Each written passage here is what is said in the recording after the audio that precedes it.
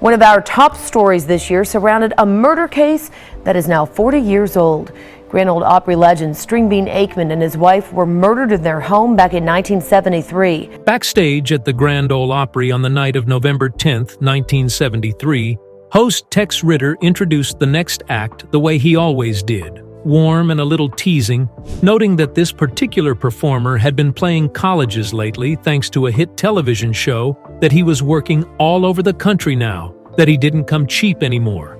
Then he said, "Give a hand to Stringbean."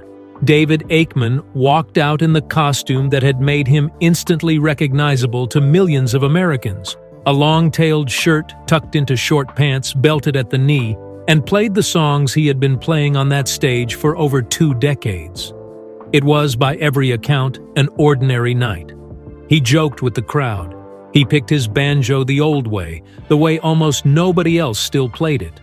And when the show ended, he and his wife Estelle got in the car and drove the 20 miles home to their small cabin outside Nashville, the way they had done 1,000 times before. Neither of them made it through the night. What happened to David Stringbean Akeman and Estelle Akeman in the early hours of November 11, 1973, would become one of the defining tragedies in the history of country music. A violence so far outside the world they had built for themselves that it changed, permanently, the way an entire industry thought about safety, fame, and home. But to understand why their deaths landed with the force they did, you first have to understand who these two people actually were, and the quiet, deliberate life they had spent nearly 30 years building together before it was taken from them in a matter of minutes. The boy who traded chickens for a banjo. David Akeman was born on June 17, 1915, in Annville, in Jackson County, Kentucky, one of several children in a family that made its living from the land the way most families in that part of Appalachia did. His father, James Roy Akeman, played banjo at local dances, and it was watching him that young David first became fascinated with the instrument. Before he ever owned a real one, he built himself a makeshift version out of a shoebox and a few strings, the kind of resourceful, half-serious invention a boy makes when he wants something badly enough and has nothing to buy it with. He got his first actual banjo at the age of 12, and family accounts describe the trade as a straightforward one, a pair of prize bantam chickens handed over for an instrument that would end up defining the rest of his life. He began playing seriously around 14. The Great Depression hit rural Kentucky hard, and like many young men of his generation, Akeman spent part of it working for the Civilian Conservation Corps, one of the New Deal's signature programs, helping build roads and fire lookout towers across the region. Physical labor that had nothing to do with music, but that shaped, in its own way, the frugal, unshowy character he would carry with him even after he became famous. That period, digging and hauling and building for a government wage in the depths of the Depression, left a permanent mark on how both David Akeman and later Estelle would think about money for the rest of their lives. An instinct toward caution and hidden reserves that would, decades later, become one of the central facts of their deaths. He got his professional start young, eventually playing with Bill Monroe's band between roughly 1943 and 1945, one of several banjo players who passed through that lineup before Earl Scruggs, playing in a radically different style, took the position and helped define what bluegrass banjo would become for the rest of the century. Akeman's own style stayed rooted in the older tradition, the two-finger and claw hammer picking that Scruggs's three-finger technique was, in those same years, quietly pushing toward the margins. He never chased the new sound. He kept playing the old one, and it would turn out, over the following 3 decades, that there was an enormous and devoted audience that never stopped wanting to hear it. Stringbean finds his name and his family. In 1945, Akeman formed a comedy duo with a musician named Willie Egbert Westbrook, and the pairing was strong enough to earn them an invitation to perform on the Grand Ole Opry, the broadcast that functioned in that era as the single most important stage in American country music. That same year, Akeman married Estelle Stanfill, a woman from Maury County, Tennessee, beginning a marriage that would last, in the end, 28 years. The following year, 1946, Akeman began working alongside another old-time banjo player and comedian, Louis Marshall Jones, better known to audiences as Grandpa Jones. The two men would remain close collaborators and close friends for the rest of Akeman's life, performing together at the Opry for decades, and much later sharing a cast on national television. They also became neighbors, eventually settling within walking distance of each other outside Nashville, a friendship that started on a stage and ended up woven directly into where both men chose to live. It was around this same period that Akeman found the mentor who would shape the rest of his career. Uncle Dave Macon, one of the biggest stars the Opry had ever produced and one of the last living links to country music's earliest days, took a personal interest in the younger banjo player, drawn to the same commitment to old-time, unadorned playing that Macon himself had built his reputation on. Macon effectively brought Akeman into the inner circle of the Opry and mentored him for years.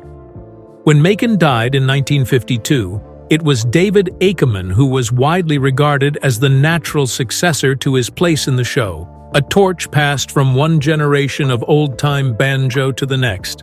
Somewhere in these same years, the character of Stringbean fully took shape, both the name and the look. Akeman adopted a stage costume built specifically to exaggerate his already considerable height, a shirt with an unusually long waist and tail tucked into a pair of short blue jeans belted around the knees, an idea drawn in part from a costume worn by an earlier comedian named Slim Miller, and from a pair of jeans borrowed, according to some accounts, from fellow performer Little Jimmy Dickens.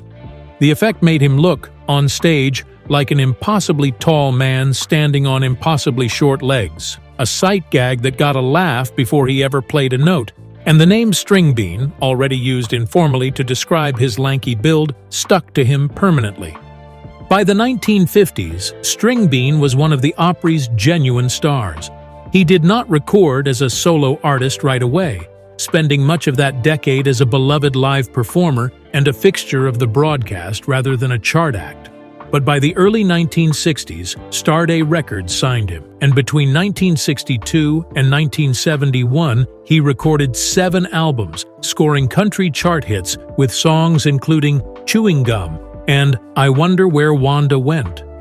Purists took him seriously, too. When he appeared at the University of Chicago Folk Festival in 1965, the organizers, who regarded the emerging folk revival as a matter of musical seriousness, specifically asked him not to wear his comedy costume, wanting the performance judged purely on the strength of his playing. It was, in its own way, one of the clearest tributes his musicianship ever received, an audience that wanted to strip away the joke entirely and listen only to the banjo underneath it. One small, telling detail about the marriage is worth including here, because it says something about how the two of them actually functioned as a couple day to day. David Akeman never learned to drive. According to accounts of their life together, it was Estelle who drove him everywhere, for the better part of 3 decades, ferrying her husband to and from the Opry, to tour dates, to the small errands of an ordinary life. A quiet division of labor that made her, in the most literal sense, the person who got Stringbean where he needed to go for the entirety of his career. The Cabin on Baker Road. In 1969, a new kind of country variety show launched on American television, built around exactly the rural, plain-spoken humor and music that Stringbean had spent his whole career refining. Hee Haw made him a cast member from its first season, reunited him on screen with his old friend and neighbor Grandpa Jones, and introduced him, almost overnight, to a national television audience that had never seen the Opry stage in person. He became known for recurring bits, including a scarecrow character and the Letters from Home segment, and by the early 1970s, David Akeman, now in his 50s, was more famous than he had ever been in nearly 3 decades of performing. None of it changed how he and Estelle actually lived. The couple settled in a small, unassuming cabin at 2308 Baker Road near Ridgetop, Tennessee, a rural community roughly 20 miles north of downtown Nashville, close to Goodlettsville. Their friend and fellow performer Ramona Jones, Grandpa Jones's wife, later described the couple in simple terms, calling them sweet, gentle people who loved nature and spent much of their free time fishing along a nearby creek.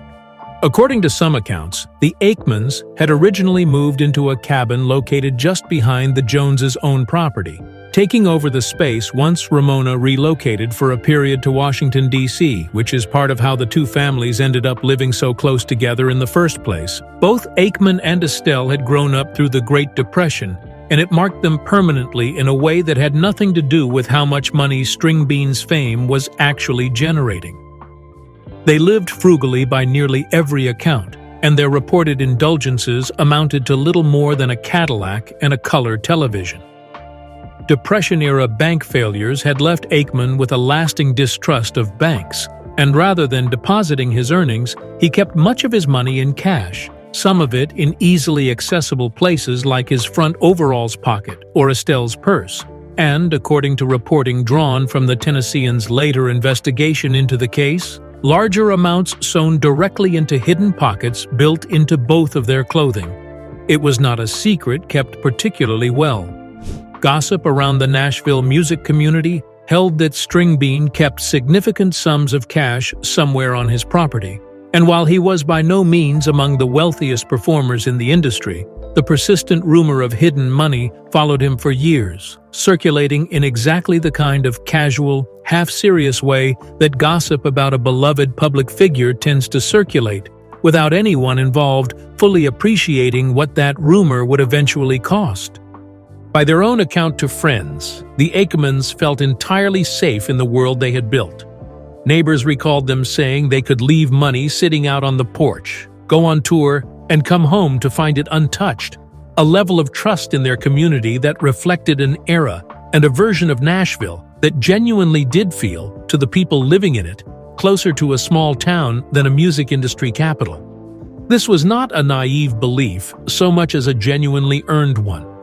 Rural Tennessee in the early 1970s still largely operated on the kind of informal social trust that had defined it for generations, and the Akemans, having weathered actual hardship together during the Depression, were not people inclined toward carelessness. It was that trust, more than any single decision either of them made, that the night of November 10, 1973 would end up shattering completely, not just for the Akemans, but for the wider community that had believed right alongside them that this was still a place where a bucket of cash could sit safely on a porch.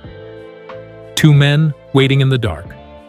The rumors about Stringbean's hidden cash eventually reached two cousins, John A. Brown and Marvin Douglas Brown, both 23 years old at the time. According to the case, as it was later presented at trial, the two men decided to break into the Akeman cabin, specifically to search for the money they believed was hidden somewhere on the property. They chose their moment carefully.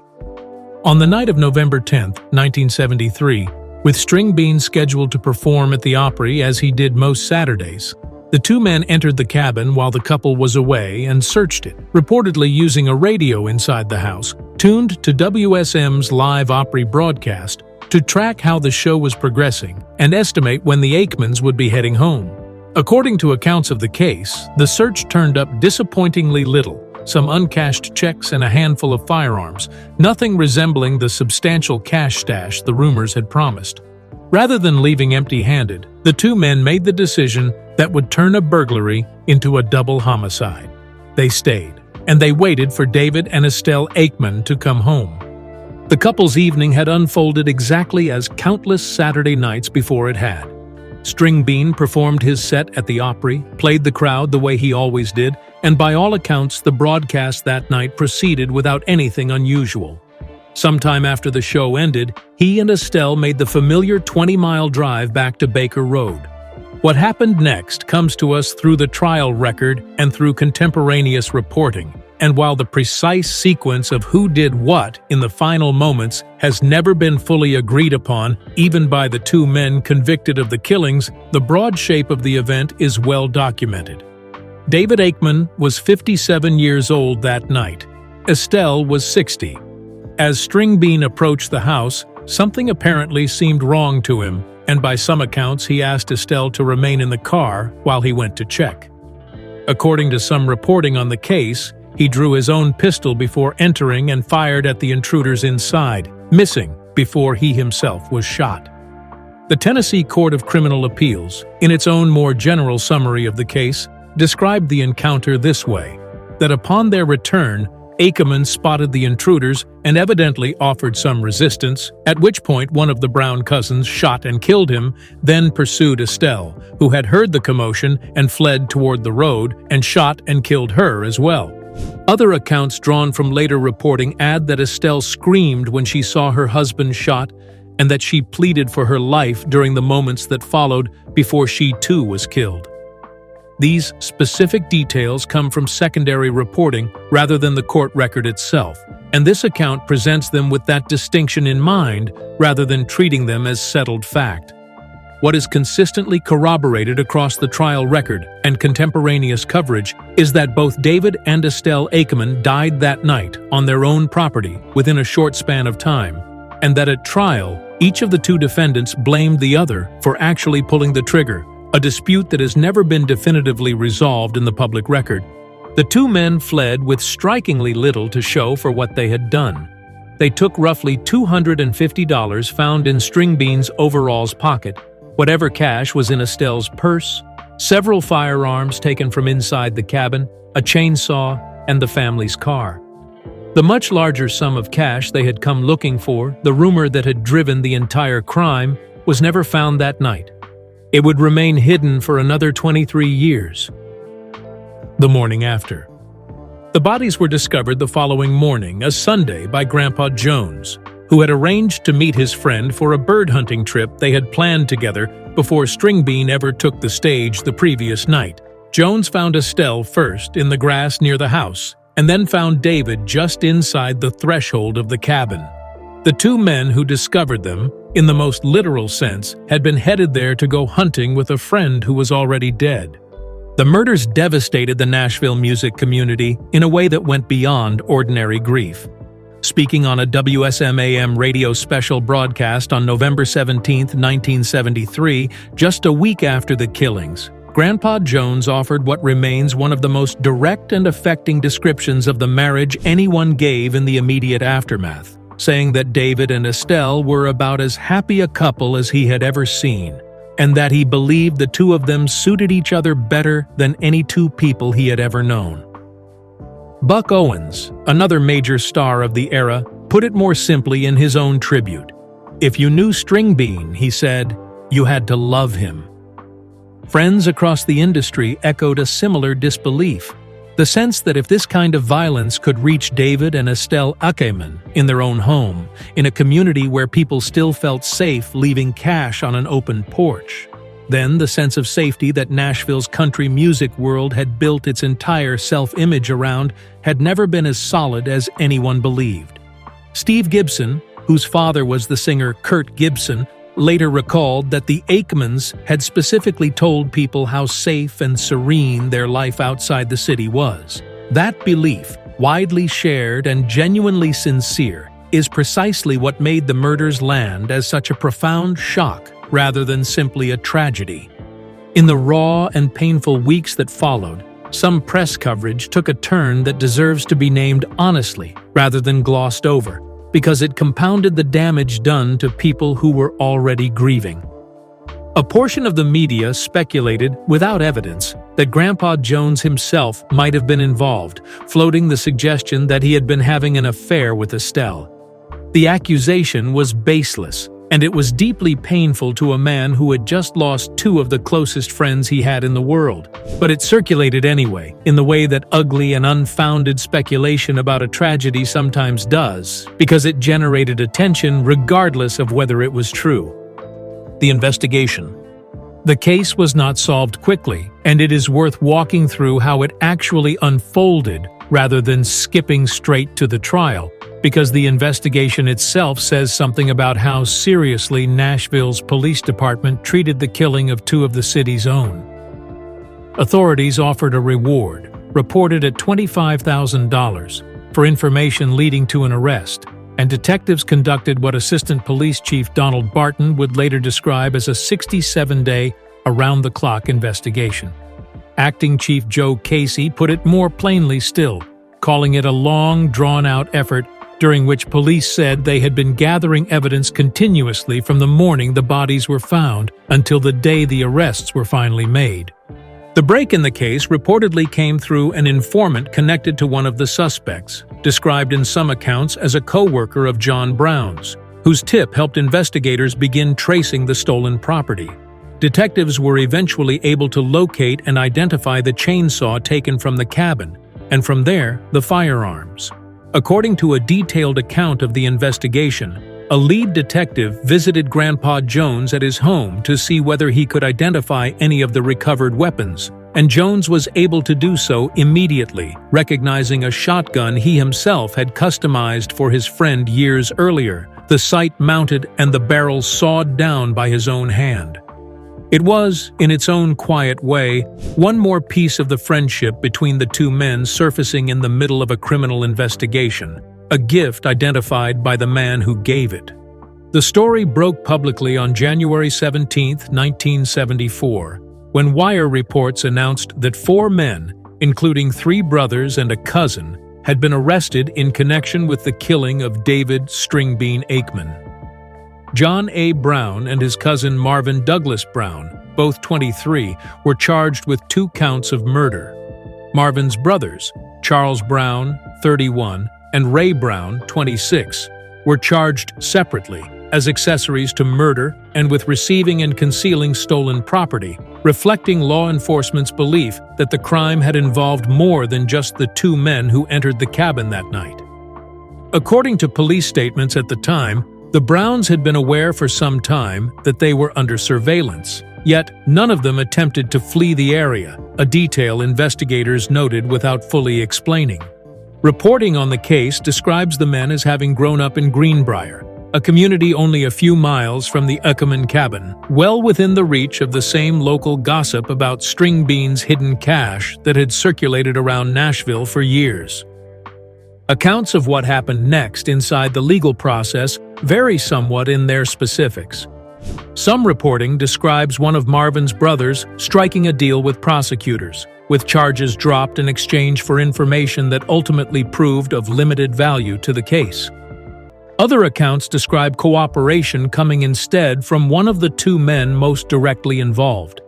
This account presents that detail as genuinely uncertain rather than settling on whichever version sounds most dramatic, because the underlying sources disagree and no single account can be confirmed as authoritative. What is clear is that John A. Brown and Marvin Douglas Brown were the 2 men who ultimately stood trial for the murders themselves, and that the jury in that trial retired to deliberate in the late afternoon and returned a guilty verdict roughly 5 hours later. The trial. Investigators eventually built a case against John A. Brown and Marvin Douglas Brown, and the 2 cousins were brought to trial for the killings. The proceedings themselves drew heavy attention from a Nashville press corps and public that had spent more than a year waiting for some kind of resolution, and the courtroom testimony filled in details that had, until then, existed only as rumor and second-hand reporting. Prosecutors laid out the physical evidence recovered during the investigation, the chainsaw, the firearms, the property traced back through the informant's tip, and worked to establish for the jury exactly how 2 young men from a nearby community had come to spend hours waiting inside a cabin belonging to 2 people they had grown up hearing about. One of the more striking pieces of testimony came from Grandpa Jones himself, who took the stand and identified one of the firearms recovered from the Browns as a gun he had personally given to Stringbean as a gift, tying the stolen property directly back to the cabin on Baker Road and to the friendship the 2 men had shared for nearly 30 years. It is difficult to overstate what it must have taken for Jones to sit in that courtroom and identify, item by item, the belongings stripped from his closest friend's home on the same night that friend was killed, but by every account he did so plainly and without theatrics, treating it as one more piece of evidence rather than an occasion for public grief. As previously noted, each defendant blamed the other for the actual killings during the trial, a dispute the jury was ultimately not required to resolve in order to convict. since both men had been present, armed, and complicit in the deaths regardless of whose hand fired which shot. Both men were convicted of the murders. The exact terms of their sentences are reported with some variation across different accounts, which is worth noting rather than smoothing over. Some contemporaneous and later reporting describes the sentences in the more general language of 2 life terms. Other detailed accounts cite specific figures, with John Brown's total sentence reported at 198 years and Marvin Douglas Brown's at 99 years, the kind of layered consecutive sentencing across multiple counts, murder, burglary, and related charges that can be accurately described in either way depending on how a given report chose to summarize it. What is consistent across every account is that both men were sentenced to what amounted, as they were handed down, to the remainder of their natural lives behind bars. Marvin Douglas Brown died in prison in 2003, 30 years after the murders, having spent essentially his entire adult life incarcerated for the crime. John A. Brown was granted parole on November 3, 2014, released after serving 41 years, reportedly taking a custodial position at a Nashville church in the aftermath of his release. According to later reporting, Brown observed the anniversary of the murders every year while incarcerated by fasting and praying, and accounts from fellow inmates and correctional staff describe him, in the decades that followed the killings, as having become a source of stability and positive influence among other prisoners, expressing what those who knew him in that setting described as a genuine and lasting sense of guilt over what he had done. None of that undoes what happened on Baker Road in November of 1973. It is simply part of the documented record of what came after. The money in the chimney. There is one final, almost unbearable detail to this story, and it belongs at the end precisely because that is where it actually surfaced. In 1996, 23 years after the murders, a new owner of the Akeman property, engaged in renovation work on the old cabin, discovered a substantial sum of cash, reported at roughly $20,000, hidden behind a loose brick inside the chimney. It had been there the entire time, through every year of the investigation and the trial and the decades that followed it, sitting inside the very walls that John and Marvin Brown had ransacked looking for it on the night they killed David and Estelle Akeman. By the time it was found, the paper currency had deteriorated so badly, damaged by moisture and, according to some accounts, by rodents, that it was no longer usable as legal tender. It is difficult to sit with that fact without feeling the full, senseless weight of it. 2 people were murdered chasing a rumor of hidden money that turned out to be true, and the men who killed them for it never found it, and by the time anyone did, it was worthless. There is no way to make that detail feel like anything other than what it is, a waste layered on top of another waste, discovered decades too late to mean anything at all. What remained? David Akeman's death did not end his presence on the television screens of millions of Americans immediately. An entire season of Hee Haw featuring his performances had already been taped before the murders, and it continued to air in the months that followed, with his final appearance broadcast on March 23, 1974, more than 4 months after he was already gone. Audiences watched him joke and play banjo on their television sets that spring, most of them with no idea that the man on their screen had already been killed. Grandpa Jones eventually addressed the loss directly, offering a tribute to his friend and longtime collaborator on the show itself, a rare moment where the show's cheerful format made space for the genuine grief of the people who had built it. David and Estelle Akeman were buried together at Forest Lawn Memorial Gardens in Goodlettsville, Tennessee, close to the community where they had spent nearly 30 years of marriage, and the community that had, in the wake of their deaths, been forced to reckon with the end of a certain kind of innocence about what safety in that world actually meant. Their story is remembered today not only for the manner of its ending, but for the life that preceded it. A self-made banjo built from a shoebox, a pair of chickens traded for an instrument, a mentorship passed down from one of country music's founding stars, a marriage that friends described without hesitation as one of the happiest they had ever witnessed, and a small cabin on Baker Road where two people who had survived the Great Depression believed, for as long as they were allowed to, that they had finally built somewhere safe. Stringbean is remembered today as one of the last true torchbearers of old-time clawhammer banjo, spoken of in the same breath as Uncle Dave Macon, Grandpa Jones, and Ralph Stanley by the musicians who came after him and studied the style he refused to abandon even as the rest of the genre moved on without him. A bronze statue of him was later erected at his birthplace in Jackson County, Kentucky, a permanent marker in the small community where a boy once traded 2 chickens for his first banjo. His murder is also remembered soberly as a turning point for an entire industry's sense of itself.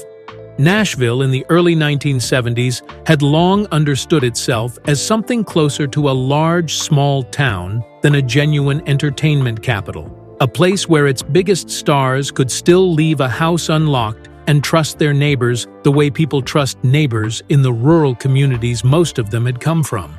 The killing of David and Estelle Akeman in their own home by men who had grown up practically down the road from them ended that particular self-image permanently, and it was compounded only weeks later when another Nashville music figure was murdered in an unrelated case, deepening a period that longtime residents would describe for years afterward as a season of real fear inside a community that had never expected to need one. But underneath the banjo and the costume and the decades on the Opry stage was a marriage that lasted 28 years, ended in the same few minutes on the same night, in the home two people had built specifically because they believed it would keep them safe. That is the story worth remembering. Not simply how it ended, but everything two people spent a lifetime building before it did. A shoebox banjo, a pair of chickens, a woman from Maury County who drove her husband everywhere he ever needed to go and never once seemed to mind. A cabin behind a friend's house, and then a cabin of their own, close enough to that same friend that the two families could plan a bird hunt together on a Sunday morning that never came. Grandpa Jones said it as plainly as it has ever been said in a radio tribute recorded just days after he found them, that in all his years, he had never seen two people who suited each other better. That, and not the ending, is what deserves to be remembered first.